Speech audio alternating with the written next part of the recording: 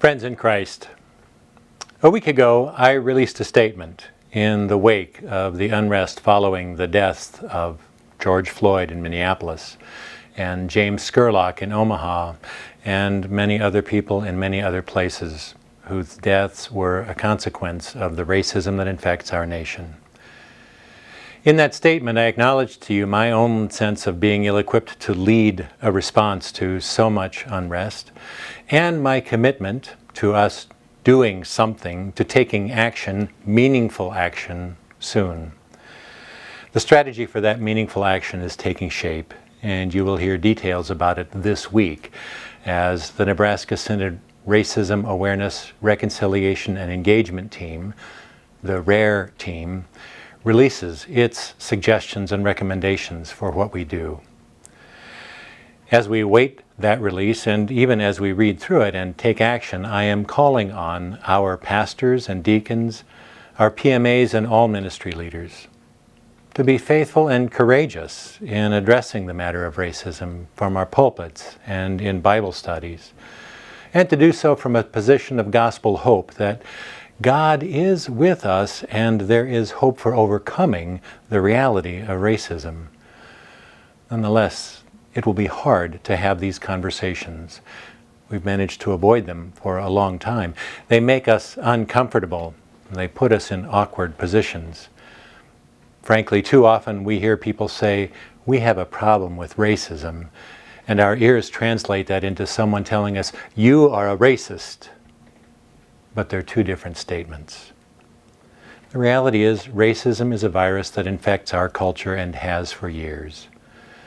But in this particular moment, as more and more people respond, most of them in peaceful but very expressive ways, we have the opportunity to be part of turning the tide, of our church taking action in ways it has not before, of making a difference in confronting and overcoming racism.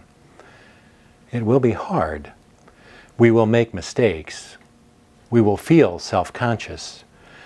But we are a people of faith in God's grace, a grace that lets us make mistakes and take risks and feel self-conscious and even fail from time to time, a grace big enough to set us free to continue to strive to do what is right.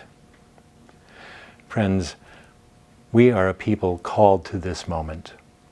Called beyond the simple statements, rigid true or false statements of our past, into the more flexible mode of asking questions about the moment around us. Asking the question of our heritage, what does this mean? Asking questions of empathy like, what is behind our neighbor's pain? Asking questions of action like, what is God calling us to do?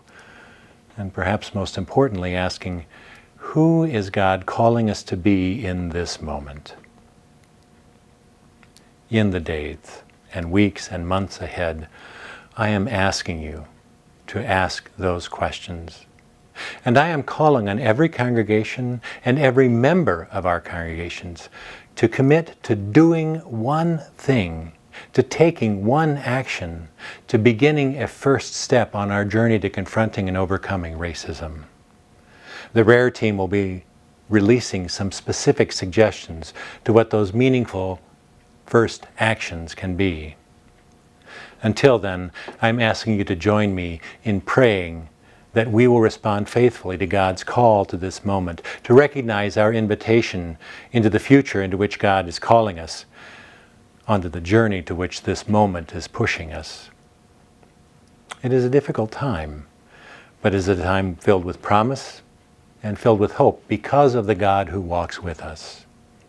Please join me in praying for this moment, into asking these questions, and committing to take one action as we begin together the journey to the future to which God calls us, the future of promise, the future of hope, the future that looks like the kingdom God calls us to be.